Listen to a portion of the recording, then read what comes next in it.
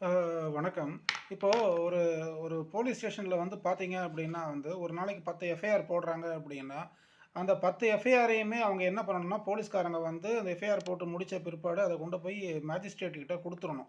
அந்த area jurisdictional magistrate இருப்பாரு.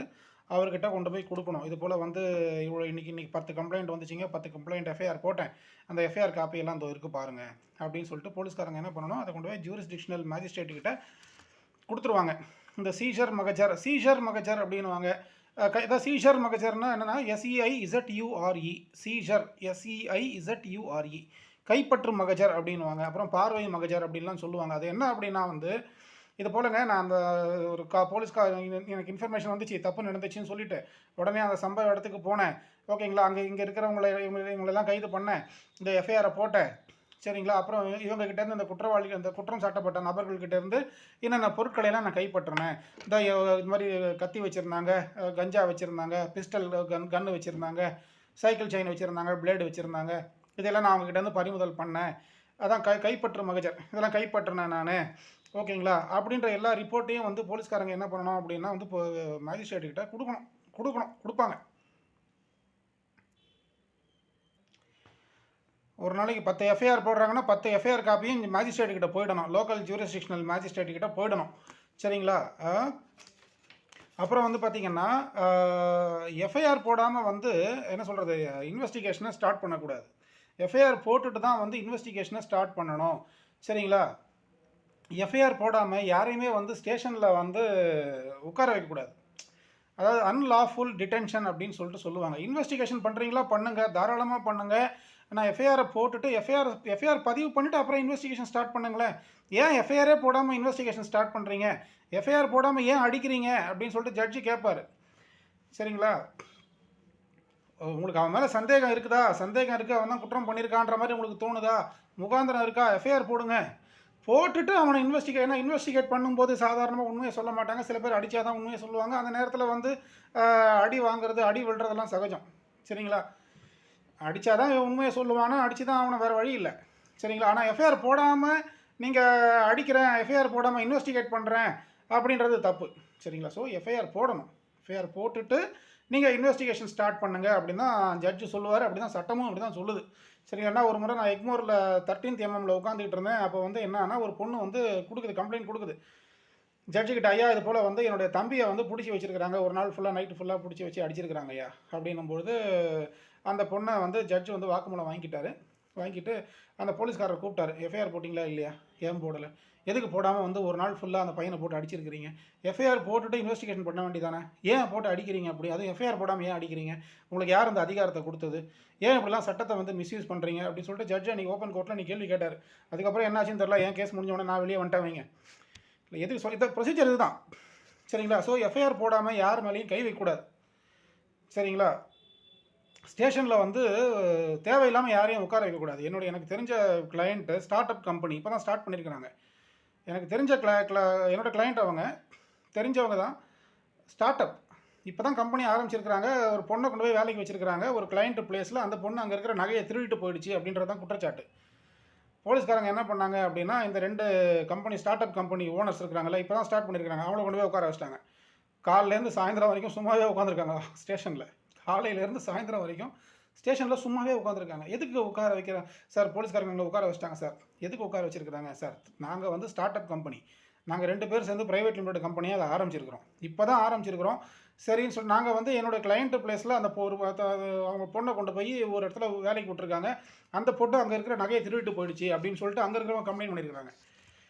அது திருடிட்டு அது எஸ்கேப் ஆகிடுச்சு. ஓகேங்களா. இவங்களை பிடிச்சி அந்த இன்ஸ்பெக்டர் நம்ம போய் ஸ்டேஷனில் போகும்போது, சார் இவங்க உண்மையை சொல்ல மாட்டேங்கிறாங்க சார். சார், திருடிட்டு போனது அந்த பொண்ணாகவே இருக்கட்டும், அந்த பொண்ணை கண்டுபிடிங்க, அதை விட்டுட்டு எதுக்கு இவங்களை பிடிச்சி வச்சு என்ன பண்ண போகிறீங்க. இவங்க வந்து பாவம் 2 பேரும் எஜுகேட்டட் பீப்புளு, எல்லாம் பிஇ பிடெக் படிச்சுட்டு வந்து ஒரு கம்பெனி ஆரம்பித்து இப்போ தான் ஸ்டார்டிங்கே பண்ணுறாங்க. அதுக்குள்ளே வந்து நீங்கள் அவங்கள வந்து பயமுறுத்தி, அவங்க பயந்து போய் வந்திருக்கிறாங்க, ஐயா எங்களை காப்பாற்றுங்கன்னு சொல்லிட்டு.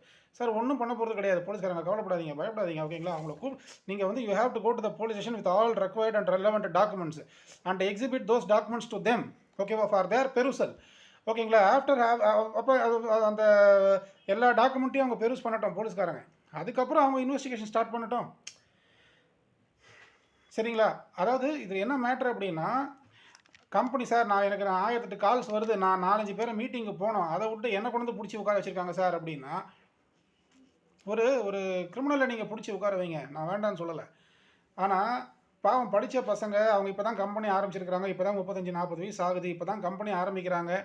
அப்படின்னும் போது இந்த அத்தனை உண்மையை சொன்னதுக்கு அப்புறமும் கூட போலீஸ்காரங்க அவங்கள 2 நாள் அப்படியே வந்து என்ன காலைல 10லேருந்து 5, மறுபடியும் காலைல 10லேருந்து 5 உங்கள்கிட்ட தான் அந்த பொண்ணு வேலை பார்க்குது, அப்போ அந்த பொண்ணு எங்கே வேலை செய்யுதுன்னு எங்கே இருக்குது உனக்கு தெரியுமா தெரியாதா, நீ தான் அந்த பொண்ணை வந்து போலீஸ் ஸ்டேஷனுக்கு வர விட மாட்டேங்கிற, நீ தான் அந்த பொண்ணை சேஃப்டி பண்ணுறான்னு இவங்களை பிடிச்சி உட்கார வைக்க வேண்டியது. சரிங்களா? இவங்க பாவம், ஏன்னா இவங்க பிஇ பிடெக் தான் படிச்சிருக்கிறாங்க, சட்டம் படிக்கலையே, சிஆர்பிசி ஐபிசி தெரியலையே, அதுக்காக தான் பயந்து போயிட்டாங்க. சரிங்களா? அதுக்கப்புறம் நம்ம அந்த கேஸை முடிச்சு விட்டோம்.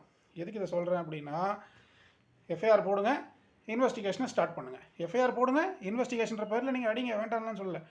அன்லாஃபுல் டிடென்ஷன் ஏன் பண்ணுறீங்க? அன்லாஃபுல் டிடென்ஷன்னா சட்டத்துக்கு விரோதமாக ஒருத்தரை பிடிச்சி உட்கார வைக்கிறது. எந்த ஒரு முகாந்திரமும் இல்லை, எஃப்ஐஆர் போடலை. அவர் அவர் அவர் என்ன சொல்கிறது, ஸ்டேஷனில் வந்து 1000 பேர் வராங்க, 1000 பேர் போகிறாங்க. இவர் பாட்டு ஸ்டேஷனில் உட்காந்து வெளியே வந்து வேடிக்கை பார்த்துட்டே உட்காந்துருக்காரு. ஏன்ப்பா இங்கே உட்காந்துருக்கிறீங்க, நான் இன்ஸ்பெக்டர் உட்கார சொல்லியிருக்காரு சார், நான் சொல்லாமல் நீ போகக்கூடாது. காலைல 10 to 5 உட்காந்துருக்குறாங்க, அடுத்த நாள் 10 to 5. இதை என்ன சொல்கிறது? இதுதான் வந்து அவங்க செய்கிறது. போலீஸ்காரங்க வந்து அவங்களுக்கு என்னன்னாக்கா, இது மாதிரி கம்ப்ளைண்ட் சார், எங்களுக்கு கம்ப்ளைண்ட் வந்து போச்சு, நாங்கள் விசாரிக்கணும். விசாரிங்க சார், காலைல 10லேருந்து 5 மணி வரைக்கும் அவங்கள சும்மா உட்கார வச்சிருக்கிறீங்களே, அவங்கள விட்டாங்க வேறு வேலை பார்க்க போவாங்களா இல்லையா? இல்லை சார், அவங்களை விசாரிக்கணும். இதுதான் மேட்ரு. இப்போ தெரியுதுங்களா? ஒன்றும் சொல்கிறது இல்லை. ஸோ மக்கள் விழிப்புணர்வோடு இருந்தாக்கா, விழிப்புணர்வுன்றது என்னது, 6ஆம் கிளாஸ் 7ஆம் கிளாஸ் படிக்கும்போதே இந்த சட்டங்களை வந்து பசங்களுக்கு சொல்லிக் கொடுக்கணும். டிராஃபிக் அந்த ஏன்னா அந்த டிஏவின்னு ஒரு ஸ்கூல் ஒன்று இருக்குது இப்போது. அந்த ஸ்கூல் வந்து என்ன பண்ணுது அப்படின்னா வந்து 11th 12th வந்து ஐபிசி சிஆர்பிசி எல்லாம் வந்து சொல்லிக் கொடுக்குதான். நான் கேள்வி, ஏன்னா என்னுடைய சீனியர் அட்வொகேட் மேடம் வந்து என்ன பண்ணுவாங்க, அவங்களுக்கு கிளாஸ் எடுப்பாங்க. அந்த டிஏவி 11th 12th படிக்கிற பசங்களுக்கு, டிஏவி ஸ்கூலில் இருக்கிற பசங்களுக்கு என்னுடைய சீனியர் அட்வொகேட் அம்மா வந்து என்ன பண்ணுவாங்கன்னா கிளாஸ் எடுப்பாங்க. ஐபிசினா இது, சிஆர்பிசினா இது, ஃபேமிலி லானா இது, இதெல்லாம் அந்த 11th 12th பசங்களுக்கு அவங்க பாடம் எடுக்கிறாங்கன்னா சந்தோஷமான விஷயம். இதை 6ஆம் கிளாஸ்லேயே ஆரம்பி, 7ஆம் கிளாஸ்லேயே ஆரம்பி. இங்கே எச்ச துப்பக்கூடாது, நீங்கள் டிராஃபிக்னா டிராஃபிக் ரூல்ஸை ஒபே பண்ணணும், லெஃப்ட்லேயே தான் போகணும், நீங்கள் ரோடை கிராஸ் பண்ணும்போது, இதெல்லாம் வந்து நீங்கள் 6ஆம் கிளாஸ் 7ஆம் கிளாஸில் சொல்லிக் கொடுக்கணும் இந்த கவர்மெண்ட்டு. சரிங்களா? கவர்மெண்ட்டு இந்த இந்தியா 75 years ஆஃப் இண்டிபெண்டன்ஸ், ஆனால் வந்து இன்னி வரைக்கும் யாருக்கும் ஐபிசி சிஆர்பிசியே தெரியாது. பாதி பேருக்கு அரசியல் சாசனம்னா என்னன்னு தெரியாது, அது எழுதுனது யாருன்னு தெரியாது, அரசியல் சாசனத்துக்குள்ளே என்ன இருக்குதுன்னு தெரியாது.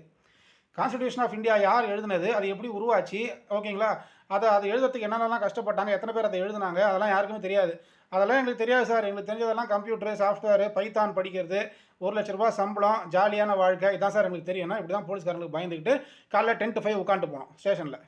யாரோ தப்பு யார் பண்ணான்னு தெரியாது, நகையை யார் திருடினான்னு தெரியாது, ஆனால் அந்த கம்பெனியை ஸ்டார்ட் அப் பண்ணவங்க போய் 2 நாளாக 10 to 5 உட்காந்துட்டு வந்துருக்குறாங்க. அப்போது உங்களுக்கு விழிப்புணர்வு இருந்திருந்தால் நீங்கள் போலீஸ்காரங்களை ஏன் எதுக்குன்னு கேள்வி கேட்டிருப்பீங்களா இல்லையா? ஏன் எதுக்குன்னு எப்போ நீங்கள் கேள்வி கேட்பீங்க? ஏன் எதுக்கு அப்படின்னு உங்களுக்கு எப்போ கேள்வி வரும்? உங்களுக்கு புரியுதுங்களா? எப்போ அது எழும்? நீங்கள் சட்டத்தை படித்தா தானே. கம்ப்யூட்டர் படித்தா என்னத்தை வரப்போகுது? கம்ப்யூட்டர் படித்தா காசு தான் வரும். போலீஸ்காரங்களை பார்த்தா பயந்து தான் ஆகணும், கம்ப்யூட்டர் சட்டம் படிக்கலன்னா. சரிங்களா? இவ்வளோ சொன்னதுக்கப்புறமும் நான் என் பிள்ளைய கொண்டு போய் நான் பிஇ பிடெக் தான் சேர்ப்பேன்னா சேர்த்துக்கங்க, வேண்டாம்லாம் சொல்லலை. கரெக்டுங்களா? ஆனால் சட்டம் படிக்கிறது அவ்வளோ ஈஸி கிடையாதுங்க. இப்போலாம் ஒரு வருஷத்துக்கு 1.25 லட்சம் கேட்குறாங்களாம் ப்ரைவேட் காலேஜஸில். என்ன சொல்லிக் கொடுக்க போகிறான்னு தெரில. இந்தியன் பீனல் கோடு புக்கெலாம் வந்து 200 300 தான் விற்றுக்கிட்டு இருக்கு. ஆனால் 1.25 லட்சத்துக்கு அந்த காலேஜுங்களாம் என்ன பண்ணுதுன்னு தெரில, எப்படிப்பட்ட படிப்பு சொல்லித்தர போகிறான்னு தெரியல. நீங்கள் கோர்ட்டில் கவுன் போட்டு நின்று என்னென்ன ஆர்கியூமெண்ட்ஸ் பண்ணுறாங்க, எப்படி இதெல்லாம் வந்து ஓப்பன் கோர்ட்டில் உங்களுக்கு கிடைக்கிற எக்ஸ்பீரியன்ஸ் வந்து காலேஜில் கிடைக்குமான்னா கிடைக்காது. சரிங்களா? சரி, ஒன்றும் சொல்கிறதுக்குள்ள, நான் எங்கெங்கேயோ போய்கிட்டு இருக்கேன் சப்ஜெக்ட் மேட்டரை விட்டுட்டு. அதாவது சில இடங்களில் என்ன ஆகுதுன்னா, போலீஸ்காரங்க வந்து சில பேரை வந்து நைட்டு ஃபுல்லாக கூட உட்கார வச்சுருக்கிறாங்க. அதெல்லாம் அன்லாஃபுல் டிடென்ஷன் தான். சட்டவிரோதமாக அவங்கள எந்த ஒரு முகாந்திரமும் இல்லாமல், எந்த ஒரு காரணம் இல்லை, ஏன் வந்து அவங்கள கொண்டு வந்து ஸ்டேஷனில் உட்கார வைக்கிறீங்க, எதையுமே சொல்லிக்காமல் கொள்ளாமல் அவங்கள நைட்டு ஃபுல்லாக உட்கார வைக்க வேண்டியது, அதுக்கப்புறம் காலைல எழுந்து போப்பான வேண்டியது, இதெல்லாமே வந்து தப்பு தான். சரிங்களா? இதெல்லாம் தான் அன்லாஃபுல் டிடென்ஷன் அப்படிங்கிறது. அதாவது ஒவ்வொரு போலீஸ் ஸ்டேஷன்லேயுமே ஜென்ரல் டைரி அப்படின்னு சொல்லிட்டு ஒன்று இருக்குங்க. அதை வந்து மெயின்டைன் பண்ணுவாங்க. அதில் என்ன இருக்குன்னா, யார் வந்தது, யார் போனது, யார் கம்ப்ளைண்ட் கொடுத்தது, என்ன ஆக்ஷன் எடுத்தாங்க, சரிங்களா, யார் எத்தனை மணிக்கு வந்தாங்க, எத்தனை மணிக்கு கம்ப்ளைண்ட் கொடுத்தாங்க, யார் அந்த கம்ப்ளைண்ட்டை வந்து அந்த கம்ப்ளைண்ட் யாருக்கு அலாட் ஆச்சு, யார் பார்க்குறாங்க, யார் பார்த்தாங்க, இப்படின்ற விஷயங்களை எல்லாம் வந்து ஜென்ரல் டைரியில் எழுதி மெயின்டைன் பண்ணுவாங்க போலீஸ் ஸ்டேஷனில். சரிங்களா? மெயின்டைன் பண்ணணும்னு தான் சிஆர்பிசியும் சொல்லுது. எல்லா ஸ்டேஷன்லையும் மெயின்டைன் பண்ணுவாங்க. அவங்க பண்ணுறாங்களா இல்லையா அப்படிங்கிறது வந்து அந்த கோர்ட்டில் வந்து கிராஸில் வந்து தெரியும். சில சில நேரங்கள் வந்து கிராஸ் பண்ணும்பொழுது எஸ்ஐயோ இன்ஸ்பெக்டரோ வந்து அந்த பாக்ஸில் ஏறி நிற்பாங்க. நிற்கும்போது அவங்களை கேள்வி கேட்பாங்க. இது போல் இந்த எஃப்ஐஆர் போட்டிங்க, இந்த ஆக்ஷன் எடுத்தீங்க, இந்த சிஎஸ்ஆர்லாம் போட்டிங்க, ஓகேங்களா? இந்த சம்பவம் கேள்விகள் கேட்டு வரும்போது உங்கள் ஸ்டேஷனில் நீங்கள் ஜென்ரல் டைரி மெயின்டைன் பண்ணுறீங்களா இல்லையா? ஜென்ரல் டைரியில் இந்த மாதிரி இந்த இடத்து இங்கேருந்து இங்கே போனேன், அங்கேருந்து இங்கே வந்தேன், இந்த புகாருக்காக இங்கேருந்து அங்கே போனேன், இந்த புகாருக்கு இந்த நடவடிக்கை எடுத்தேன்னு சொல்லிட்டு ஜென்ரல் டைரியில் எழுதியிருக்கிறீங்களா இல்லையா அப்படின்ற கேள்வியெல்லாம் வரும் கிராஸ் நடக்கும்போது. ஸோ அந்த கிராஸ் நடக்கும்போது இந்த ஜென்ரல் டைரின்றது யூஸ் ஆகும். ஸோ அந்த ஜென்ரல் டைரின்றதை போலீஸ்காரங்க அதை மெயின்டைன் பண்ணுவாங்க ஒவ்வொரு ஸ்டேஷன்லேயும். அதில் கரெக்டாக இன்ஃபர்மேஷனை மெயின்டைன் பண்ணிக்கிட்டே வந்தாங்க அப்படின்னா கிராஸில் அவங்களுக்கு பதில் சொல்கிறது ஈஸியாக இருக்கும். இல்லைனா கிராஸ் உதப்பிக்கும், வேறு ஒன்றும் கிடையாது. கடைசியில் என்ன ஆகும்னா கரெக்டான குற்றவாளியை தண்டிக்க முடியாமல் என்ன ஆகும்னா கேஸ் வந்து நீர்த்து போய்டும், வேறு ஒன்றும் கிடையாது. இந்த எஃப்ஐஆர் மேட்ருக்கே மறுபடியும் வரேன். இது என்ன மேட்ரு அப்படின்னா, இப்போ போன ஒரு 10 நாள் 15 நாள் முன்னாடி எங்களுடைய வக்கீல் சமூகத்து எங்களுடைய வக்கீல் சகோதர வழக்கறிஞரை ஒரு அடிச்சிட்டாங்க. சரிங்களா? ஒரு 3 பேர் ஜிம் பாய்ஸ் அப்படின்னு சொல்லிட்டு சொல்லுவாங்க. ஜிம் பாய்ஸ் அவங்க வந்து என்ன பண்ணிட்டாங்க அப்படின்னா, எங்களுடைய வக்கீல் சகோதர வழக்கறிஞரை ஒருத்தரை வந்து அடிச்சிட்டாங்க. நாங்கள் கண்ணகி நகர் போலீஸ் ஸ்டேஷன்லாம் போனோம். ஓகேங்களா? இதை நான் எதுக்கு சொல்கிறேன் அப்படின்னா, ஒரு அடிதடி சம்பவம் எந்த சம்பவமாக இருந்தாலுமே வந்து போலீஸ்காரங்க அதை விசாரிப்பாங்க, விசாரிச்சாகணும். அதாவது நான் விசாரிச்சிட்டேன், இந்த கம்ப்ளைண்ட் வந்துச்சு, நான் விசாரிச்சிட்டேன் அப்படிங்கிற ஒரு பதிலை அவங்க கொடுக்கணும் அவங்களோட மேலதிகாரிக்கு. அதுக்காகவாச்சும் அந்த கம்ப்ளைண்ட்டை அவங்க விசாரிப்பாங்க. சரிங்களா? இதில் என்ன மேட்டர் அப்படின்னா, நீங்கள் போய் கம்ப்ளைண்ட் கொடுத்தோடனே எஃப்ஐஆர் போட்டுற மாட்டாங்க. ஃபஸ்ட்டு அந்த சம்பவ இடத்துக்கு அவங்க நேரில் போவாங்க. நேரில் போயிட்டு இன்ஸ்பெக்டர் போவார், இல்லை இன்ஸ்பெக்டர் பிஸியாக இருந்தாருன்னா எஸ்ஐ அனுப்புவாங்க. அந்த எஸ்எஸ்ஐ, இந்த ஹெட் கான்ஸ்டபிள் இவங்கெல்லாம் அங்கே போய் விசாரிப்பாங்க. யாராவது ஒருத்தவங்க போய் சம்பவம் நடந்த இடம், நிகழ்விடம் அப்படின்னு சொல்லிட்டு சொல்லுவாங்க, பிளேஸ் ஆஃப் அக்கரன்ஸ் அப்படின்னு சொல்லிட்டு சொல்லுவாங்க. அந்த இடத்துல போய் விசாரிப்பாங்க. என்ன விசாரிப்பாங்க? ஐயா, இந்த இடத்துல ஒரு அடிதடி நடந்துச்சா, ஒரு அடிதடி நடந்துச்சா, 2 பேர் அடிச்சுக்கிட்டாங்களா, 3 பேர் சேர்ந்து அடிச்சுக்கிட்டாங்களா, அதை நீங்கள் கண்ணால் பார்த்தீங்களா அப்படின்னு விசாரிப்பாங்க. யார் அங்கே சுற்றி அது ரோட்டில் நடக்குதோ எங்கே நடக்குதோ. இப்போ ரோட்டில் நடக்குது வைங்களேன், அங்கே இளநீர் விற்கிறவர் இருப்பார், ஒரு பூ விற்கிற அம்மா இருக்கும், ஒரு மளிகை கடை இருக்கும், ஒரு டீ கடை இருக்கும், ஒரு இஸ்திரி போடுறவர் இருப்பார். சரிங்களா? இவங்களையெல்லாம் விசாரிப்பாங்க. அந்த சம்பவம் எப்போ நடந்துச்சு, என்னைக்கு நடந்துச்சு, அந்த சம்பவத்தில் எத்தனை பேர் ஈடுபட்டாங்க, யாரை அடித்தாங்க, யாருக்கு காயம் பட்டுச்சு, இவர் திருப்பி அடித்தாரா இல்லையா, அந்த நேரத்தில் நீங்கள் அங்கே என்ன பண்ணிகிட்டு இருந்தீங்க, பூ கட்டிக்கிட்டு இருந்தீங்களா, டீ ஆற்றிக்கிட்டு இருந்தீங்களா, நீங்கள் மளிகை கடையில் பொட்டலம் கட்டிக்கிட்டு இருந்தீங்களா, அதை நீங்கள் நேரில் பார்த்தீங்களா, நீங்கள் பார்த்து விலக்கி விட்டீங்களா, இல்லை அவங்க அடிச்சுக்கிட்டோம் சொல்லி கம்முன்னு விட்டுட்டீங்களா, இல்லை கடையை பூட்டு போயிட்டீங்களா. இது அத்தனையும் வந்து போலீஸ்காரங்க அந்த இன்ஸ்பெக்டரோ எஸ்எஸ்ஐ எஸ்ஐ சம்பவ இடத்துக்கு நேரில் வந்து விசாரிப்பாங்க.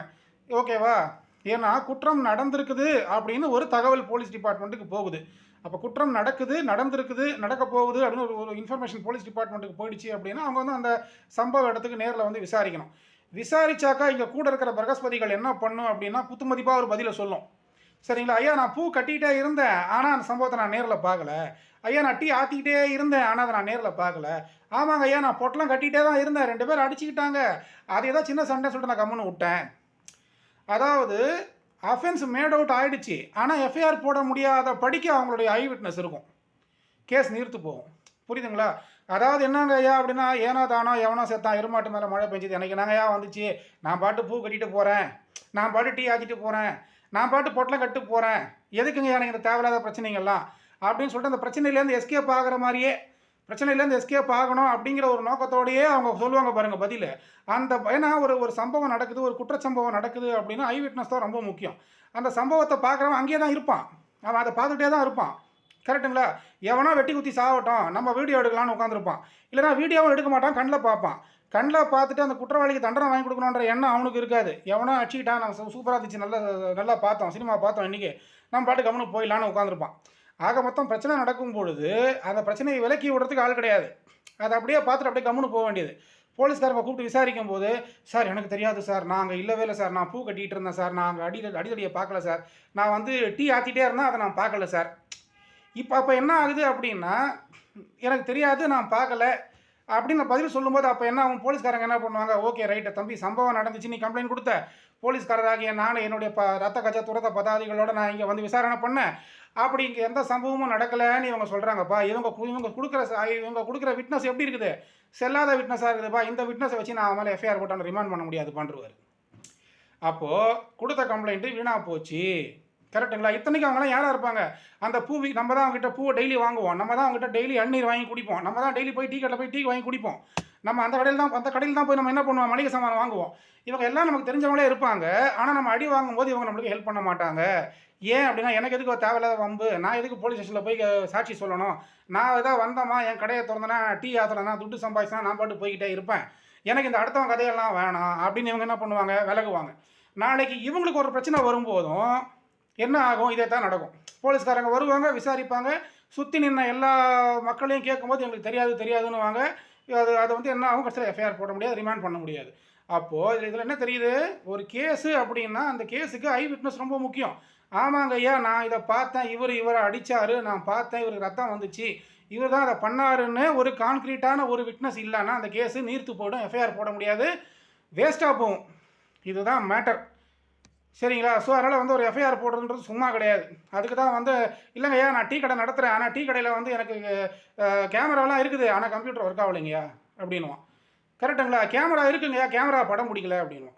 கடைசியில் என்னாச்சு, எஃப்ஐஆர் போட முடியாத படிக்கு தான் சூழ்நிலை இருக்குதே தவிர, இப்போ என்ன ஆகுதுன்னா போலீஸ் பாட்டு கம்முன்னு போய்டும் விசாரிச்சுட்டு, அடி வாங்கினவன் பாவம் அழுதுகினே போவான், அடித்தவன் என்ன பண்ணுவான், அப்படி கெத்தாக அப்படி நடந்து போவான், பார்த்தியா உன்னால் ஒன்றும் பண்ண முடியல, போலீஸ்காரங்களே ஒன்றும் பண்ண முடியல, ஏன்னா கூட இருக்கிற சாட்சிங்க சரியில்லை.